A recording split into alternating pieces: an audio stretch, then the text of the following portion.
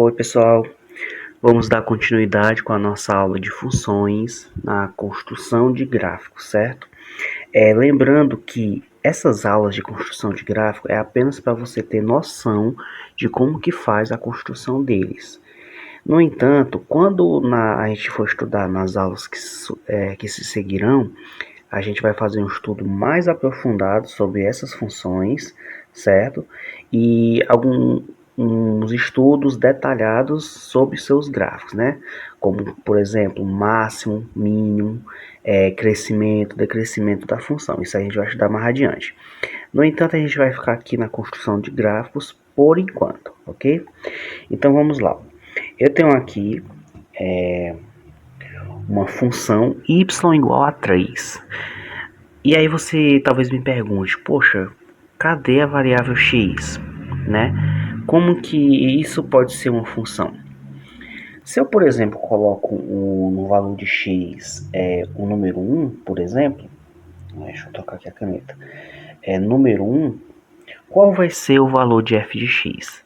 Lembrando, gente, que f de x é a mesma coisa, f de x é a mesma coisa que y, que é o valor da imagem da função, certo? Ou seja, a gente entende que se o x for 1, o y vai ser 3, já que essa é a minha lei de formação. Isso quer dizer o seguinte, ó, quando o x é 1, o y vai ser 3, ok? Já já você vai entender isso.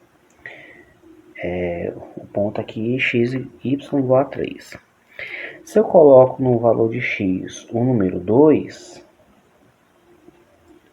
deixa eu afinar aqui um pouquinho, o número 2, o y continuará sendo 3. Por quê?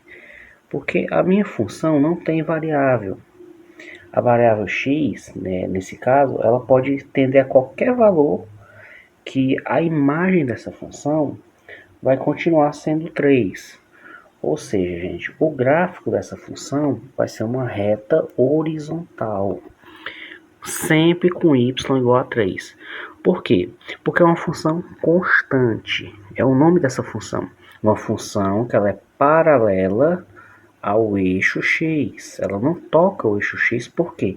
Porque não tem variável x, certo? Então é meio óbvio a gente perceber isso. Se ela não tem variável x, o gráfico da função não vai tocar o eixo x, tá certo? Então ficou claro, né, que a função constante pode ser qualquer número aqui. Se fosse um 4, aí seria y igual a 4, a função, uma reta constante paralela ao eixo x, ok? Então vamos para o nosso próximo exemplo, tá? Dessa vez uma função que tem a variável x, né? Que é a função x quadrado, ok? Então, se eu coloco x igual a menos 2, por exemplo, qual vai ser o valor de f de x? Lembrando, ó, que menos 2 elevado ao quadrado, isso vai dar 4 positivo. Por quê? Porque número negativo elevado a expoente par vai dar um número positivo. E 2 vezes 2 é 4, certo? Então isso quer dizer que quando x é igual a menos 2, o valor da função vai ser igual a 4, certo? Então o que acontece? Eu faço a coordenada, né, o par ordenado, no ponto menos 2 e 4. Se o x for 0, vou botar aqui, né, 4. Se o x for 0, 0 ao quadrado vai dar 0. Então, o par ordenado vai ser na origem, 0, 0. E se o x, por exemplo, for 2 positivo, 2 vezes 2, que é 2 ao quadrado, né, vai dar 4. Então, aqui, quando x é igual a 2, o valor da imagem vai ser exatamente o x igual a 4. Aí daqui eu já posso traçar o meu gráfico, certo? Como é que vai ser a cara desse gráfico? Ele vai ser uma parábola. Uma parábola. A parábola ela é a identidade de uma função quadrática que a gente vai estudar mais adiante, ok? Então, o gráfico da função é exatamente isso, a concavidade para cima, né? Porque é uma função positiva, a gente vai estudar isso, tá? E ela tem esse formato aqui de uma parábola, certo? Olha só o comportamento dela, né? Uma parábola. Ok? Muito bem, gente. Agora vamos entender aqui o nosso último exemplo, que é essa função aqui, f de x igual a 8 sobre x. Nesse exemplo, gente, o x ele não pode ser zero, porque o x está no denominador, ok? É por isso que o domínio dele faz parte dos conjuntos dos reais não nulos. Esse asterisco aqui significa que são todos os números reais, exceto o número zero, ok?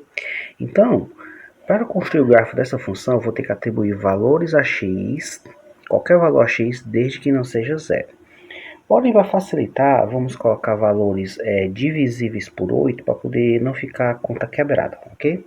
Então, vamos começar aqui por menos 2.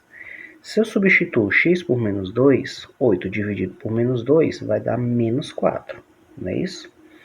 Então, quando eu vou para o meu gráfico, quando x é menos 2, o y vai ser menos 4, ok? Então, o par ordenado vai ser mais ou menos aqui.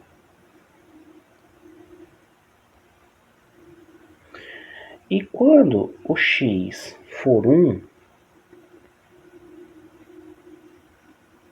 ou melhor, menos 1, 8 dividido por menos 1 vai dar menos 8, né? Então, vamos supor que o menos 8 esteja aqui bem embaixo, né? E o par ordenado vai gerar esse ponto aqui no plano cartesiano, menos 1 e menos 8, ok? Então, vamos colocar aqui, menos 1 vai dar igual a função igual a menos 8. E se a função for 1 positivo, vai dar 8 positivo, né? Então, eu vou colocar aqui o x igual a 1 positivo e a função vai dar 8 positivo. Então, esse aqui seria o par ordenado 1 e 8, ok? E se o x for 2 positivo, aí substituindo lá na função 8 dividido por 2, vai gerar o número 4, né? Então, aqui o 4 gera o número 2, o 2 gera o número 4. Então, aqui é o ponto dessa coordenada, né? Então, vamos traçar o gráfico. Como é que ficaria o gráfico dessa função? Olha só, gente, isso aqui é muito interessante a gente observar. Vamos supor, o gráfico, né, eu tenho esses dois pontos, eu vou ligar eles, e eles vão ter um domínio em que o gráfico não vai intersectar o eixo x. Por quê? Porque o x não pode ser zero. Então ele vai infinitamente para essa direção e subindo, só que ele não vai encostar nem no eixo x e nem no eixo y, ok?